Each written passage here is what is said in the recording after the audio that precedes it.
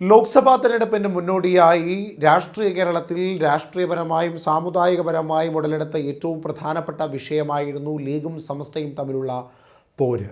തെരഞ്ഞെടുപ്പിന് മുമ്പ് CAA വിഷയത്തിലടക്കം ലീഗിൻ്റെയും കോൺഗ്രസിൻ്റെയും നിലപാടുകളിൽ സമസ്തയ്ക്കുള്ളിൽ ഭിന്നാഭിപ്രായം ഉണ്ടാകുകയും അതിൽ ഒരു വിഭാഗം പരോക്ഷമായും പ്രത്യക്ഷമായും ഒക്കെ ലീഗിനെതിരെ ആരോപണങ്ങൾ ഉയർത്തുകയും ലീഗിന് വിരുദ്ധമായ പ്രവർത്തനങ്ങൾ ലീഗിൻ്റെ ശക്തി കേന്ദ്രങ്ങളായ പൊന്നാനിയിലും മലപ്പുറത്തുമൊക്കെ പ്രകടിപ്പിക്കുകയും ചെയ്തിരുന്നു. സമസ്ത ഒറ്റക്കെട്ടായി നിന്നുകൊണ്ട് ഇടതുപക്ഷ സ്ഥാനാർത്ഥികൾക്ക് വോട്ട് മറിച്ചുവെന്നും 75,000-ൽ പരം വോട്ടുകളാണ് മുസ്ലിം ലീഗിന് കിട്ടേണ്ട വോട്ടുകൾ അത് സമസ്തയിലേക്ക് മറിച്ചത്. ഒപ്പം ലീഗിന് പരമ്പരാഗതമായി കിട്ടിയിരുന്ന പല വോട്ടുകളും മരവിപ്പിക്കുവാനും സമസ്തയ്ക്ക് സാധിച്ചിട്ടുണ്ട് എന്ന കണക്കുകളൊക്കെ പുറത്തു വന്നിരുന്നു. നിലവിൽ ഇടതുപക്ഷത്തിനെ സംബന്ധിച്ച് പൊന്നാനിയിൽ വിജയപ്രതീക്ഷ ഏറെയാണ്. KS ഹംസ വിജയിക്കുമെന്ന ഇടതുപക്ഷം അടിവരയിട്ട് പറയുന്നതിൻ്റെ ഏറ്റവും പ്രധാനപ്പെട്ട കാരണം KS ഹംസ പഴയ ലീഗുകാരനായിരുന്നു. ലീഗിൽ നിന്ന് വേർതിരിഞ്ഞ് ഒപ്പം ഇടതുപക്ഷത്തിനൊപ്പം വന്നു. ഇതിനോടൊപ്പം തന്നെ സമസ്തയുടെ പിൻബലവും KS ഹംസയ്ക്ക് സ്ഥാനാർത്ഥിയാകുന്നതോടുകൂടി ഉണ്ടായിരുന്നു. ഇടതുപക്ഷ സ്ഥാനാർത്ഥി സമസ്തയുടെ നോമിനിയാണ് എന്ന തരത്തിലേക്കുള്ള വാർത്തകളും ഉയർന്നിരുന്നു. ഒപ്പം KS ഹംസ സ്വതന്ത്ര സ്ഥാനാർത്ഥിയായി മത്സരിക്കുമ്പോഴും ഇടതുപക്ഷ ചിഹ്നം ഉപയോഗിച്ചുകൊണ്ട് മത്സരിക്കുന്നു എന്നുള്ളതും വളരെ ശ്രദ്ധേയമായ ഒരു കാര്യമായിരുന്നു. ഇപ്പോൾ സമസ്തയ്ക്കുള്ളിൽ രണ്ട് ചേരികളായി തിരിഞ്ഞുകൊണ്ട് ഈ വിഷയത്തിനെതിരെ പോരാട്ടം നടന്നുകൊണ്ടിരിക്കുകയാണ്. അതിൽ ഏറ്റവും പ്രധാനപ്പെട്ട വിഷയം സമസ്ത നടത്തിയ പല പരിപാടികളിലും കോൺഗ്രസിൻ്റെയും ലീഗിൻ്റെയും നേതാക്കന്മാർ എത്തിയിട്ടില്ല, അല്ലെങ്കിൽ സുപ്രഭാതത്തിൻ്റെ എഡിറ്റോറിയൽ ബോർഡിലുള്ള പല അംഗങ്ങളും അതിൽ എത്തിയിട്ടില്ല എന്നുള്ളതൊക്കെയാണ് ഇപ്പോൾ രാഷ്ട്രീയ കേരളത്തിലും അതിനോടൊപ്പം തന്നെ മാധ്യമങ്ങളിലുമൊക്കെ ചർച്ചയായിക്കൊണ്ടിരിക്കുന്ന ഏറ്റവും പ്രധാനപ്പെട്ട ഒരു വിഷയം. കഴിഞ്ഞ ദിവസമായിരുന്നു സുപ്രഭാതത്തിൻ്റെ ചീഫ് എഡിറ്ററായ ഡോക്ടർ ബഹാവുദ്ദീൻ മുഹമ്മദ് നദവി സമസ്ത എന്ന തങ്ങളുടെ സമുദായത്തിൻ്റെ പത്രത്തിന് അതിൻ്റെ പോളിസിക്ക് ചില വ്യത്യാസങ്ങൾ സംഭവിച്ചിട്ടുണ്ടെന്നും ഇടതുപക്ഷത്തോട് വല്ലാത്ത ഒരു പ്രണയവും അടുപ്പവും ഒക്കെ സമസ്തയുടെ മുഖപത്രമായ സുപ്രഭാതം കാണിക്കുന്നുണ്ടെന്നും അതുകൊണ്ടാണ് ഇടതുപക്ഷത്തിന് അനുകൂലമായ പല പരസ്യങ്ങളും ഇടതുപക്ഷത്തിൻ്റെ പല ലേഖനങ്ങളും ദേശാഭിമാനിയിൽ നൽകുന്നത് പോലെ സുപ്രഭാതത്തിലും നൽകിയിരിക്കുന്നത് എന്ന തരത്തിലേക്കുള്ള പരാമർശവും ആരോപണവും സുപ്രഭാതത്തിൻ്റെ ചീഫ് എഡിറ്ററായ ബഹാവുദ്ദീൻ മുഹമ്മദ് നദവി ഉയർത്തുമ്പോൾ അത് സമസ്തയിൽ ഇപ്പോൾ ലീഗിനോട് അനുഭാവം പ്രകടിപ്പിക്കുന്നവരും ലീഗിൽ നിന്ന് വിട്ടുനിൽക്കുന്നവരുമുണ്ട് എന്ന് അടിവരയിട്ട് പ്രകടമാക്കുന്ന ഒരു വിശേഷണമായി മാറിയിരിക്കുകയാണ്. അതിനോടൊപ്പം തന്നെ കൂട്ടിവാദിക്കേണ്ട ഏറ്റവും പ്രധാനപ്പെട്ട ഒരു കാര്യം ഇടതുപക്ഷ അനുഭാവമുള്ള പരസ്യങ്ങൾ സമസ്തയിൽ കൊടുത്തു, ഇടതുപക്ഷത്തിൻ്റെ ലേഖനങ്ങൾ സമസ്തയിൽ കൊടുക്കുന്നു. അങ്ങനെ പൂർണ്ണമായും ഇടതുപക്ഷത്തോട് അല്ലെങ്കിൽ കമ്മ്യൂണിസ്റ്റ് പ്രസ്ഥാനത്തോട് വല്ലാത്ത ഒരു അടുപ്പം പ്രകടിപ്പിക്കുന്ന സ്വഭാവം ഇപ്പോൾ സുപ്രഭാതത്തിന് ഉണ്ടായിട്ടുണ്ട്. പക്ഷേ മുൻകാലങ്ങളിൽ സുപ്രഭാതത്തിൻ്റെ പോളിസി അതായിരുന്നില്ല. സമസ്തയുടെ മുഖപത്രമായ സുപ്രഭാതത്തിൻ്റെ പരിപാടികളിൽ ഇടതുപക്ഷ നേതാക്കന്മാർ പങ്കെടുക്കുന്നു. അതെല്ലാം കഴിഞ്ഞ കാലങ്ങളിൽ സുപ്രഭാതം മുൻപോട്ട് വെച്ചിരുന്ന പോളിസികൾക്ക് അവരുടെ നയങ്ങൾക്ക് ഒക്കെ വ്യത്യാസപരമായ ഒരു നിലപാടിനെ പ്രകടമാക്കുന്ന ഒന്ന് തന്നെയാണ് എന്നാണ് സുപ്രഭാതത്തിൻ്റെ ചീഫ് എഡിറ്ററായ ഡോക്ടർ ബഹാവുദ്ദീൻ മുഹമ്മദ് നദവി കഴിഞ്ഞ ദിവസം മാധ്യമങ്ങളോടടക്കം വ്യക്തമാക്കിയത്. ഈ വിഷയത്തിൽ ഇപ്പോൾ സുപ്രഭാതത്തിൻ്റെ CEO ആയ മുസ്തഫ മുണ്ടുപാറ മറുപടിയുമായി എത്തിയിരിക്കുകയാണ്. സുപ്രഭാതം എന്ന മുഖപത്രത്തിലെ ലേഖനത്തിലൂടെയാണ് അതിന് കൃത്യമായ മറുപടി അദ്ദേഹം നൽകിയിരിക്കുന്നത്. ഇവിടെ ഇടതുപക്ഷത്തിനോട് അനുഭാവം പ്രകടിപ്പിക്കുന്ന ലേഖനങ്ങളും ഒപ്പം അവരുടെ പരസ്യങ്ങളും കൊടുക്കുന്നു. അതിനോടൊപ്പം തന്നെ സമസ്തയുടെ പരിപാടിയിൽ ഇടതുപക്ഷ നേതാക്കന്മാരും പ്രവർത്തകരും പങ്കെടുക്കുന്നു എന്നുള്ള ആരോപണം ബഹാവുദ്ദീൻ മുഹമ്മദ് നദവി ഉയർത്തുമ്പോൾ സുപ്രഭാതത്തിലൂടെ CEO ആയ മുസ്തഫ മുണ്ടുപാറ നൽകുന്ന മറുപടിയും വളരെ വ്യക്തമാണ്. ഗൾഫ് സുപ്രഭാതം ചരിത്രം കുറിച്ചു മുന്നേറ്റം എന്ന തലക്കെട്ടോടുകൂടിയാണ് സുപ്രഭാതത്തിൻ്റെ ഗൾഫ് എഡിഷൻ്റെ ഉദ്ഘാടനത്തെ പറ്റിയും ഒപ്പം നിലവിലിപ്പോൾ സമസ്തയ്ക്കുള്ളിൽ ഉയർന്നിരിക്കുന്ന ഈ ആരോപണങ്ങൾക്കും അദ്ദേഹം മറുപടി നൽകിയിട്ടുള്ളത്.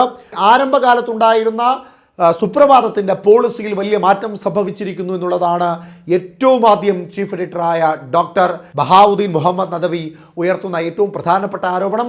അതിന് CEO നൽകുന്ന മറുപടി ഇങ്ങനെയാണ്: ആരംഭഘട്ടത്തിലുണ്ടായിരുന്ന അതേ പോളിസി തന്നെയാണ് സുപ്രഭാതം ഇപ്പോഴും മുൻപോട്ട് വയ്ക്കുന്നത്.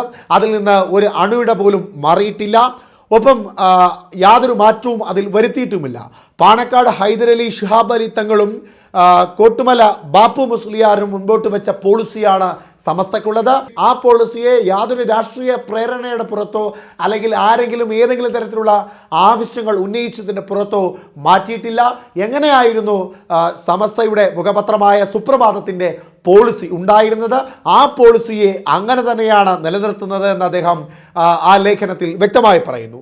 രണ്ടാമതായി ചീഫ് എഡിറ്റർ ഉയർത്തിയ ഏറ്റവും പ്രധാനപ്പെട്ട പ്രധാനപ്പെട്ട ഒരു ആരോപണം അത് ഇടതുപക്ഷത്തിന് അനുഭാവം പ്രകടിപ്പിക്കുന്ന പല ലേഖനങ്ങളും സുപ്രഭാതത്തിനുള്ളിൽ ഉയരുന്നു. അതിനോടൊപ്പം തന്നെ അവർക്ക് അനുകൂലമാകുന്ന തരത്തിലേക്കുള്ള പരസ്യങ്ങളും സുപ്രഭാതത്തിൽ കാണുന്നുണ്ട് എന്നുള്ളതാണ് അദ്ദേഹം ഉയർത്തിയ രണ്ടാമത്തെ ആരോപണം.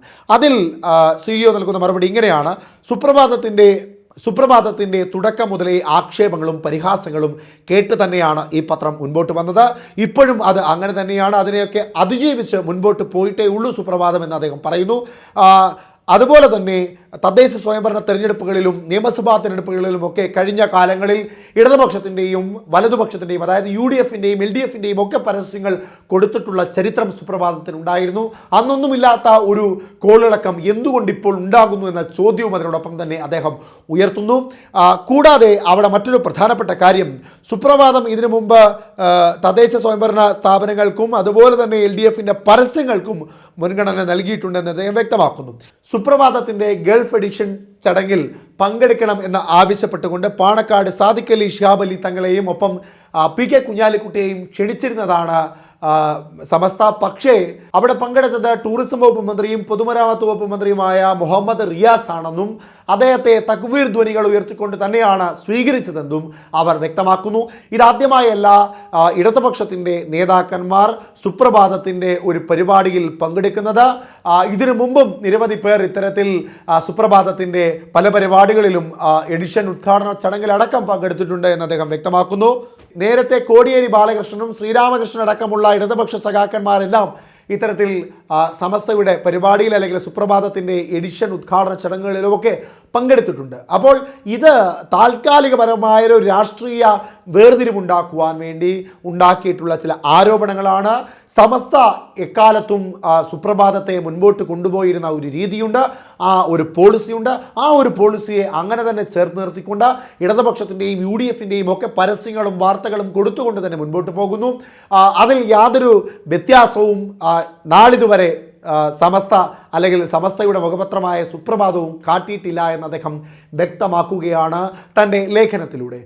ഒരു കാര്യം ഇവിടെ വ്യക്തമാണ്, ലീഗിൻ്റെ നയങ്ങളിൽ ഇപ്പോൾ സുപ്രഭാതത്തിലും ഒപ്പം സമസ്തയിലും രണ്ട് ഭിന്ന അഭിപ്രായങ്ങൾ ഉയർന്നിരിക്കുകയാണ്. അതുകൊണ്ട് തന്നെയാണ് സമസ്തയുടെ മുഖപത്രമായ സുപ്രഭാതത്തിൽ ചീഫ് എഡിറ്ററും CEOയും നേർക്കുനേർ പോരടിക്കുന്നത്. അക്ഷരങ്ങളിലൂടെയുള്ള പോരടിക്ക മൂർച്ച വളരെ കൂടുതലാണ്. രാഷ്ട്രീയ കേരളത്തിൽ വരും ദിവസങ്ങളിൽ ചർച്ചയാകുവാൻ സാധ്യത ഏറെയുള്ള ഒന്നുകൂടിയാണ് ഇവർ തമ്മിലുള്ള ഈ പോരാട്ടം. അതിനോടൊപ്പം കൂട്ടി വായിക്കേണ്ട മറ്റൊരു പ്രധാനപ്പെട്ട കാര്യം, പൊന്നാനിയിൽ ഒരു പക്ഷേ ഇടതുപക്ഷം വിജയിക്കുകയാണ് എങ്കിൽ അതിൽ സമസ്തയ്ക്ക് വലിയ പങ്കുണ്ടാകും എന്ന് നിസ്സംശയം പറയുവാൻ സാധിക്കുന്ന രാഷ്ട്രീയ സാഹചര്യം, സാമുദായിക സാഹചര്യം ആണ് ഇപ്പോൾ കേരളത്തിലുള്ളത്.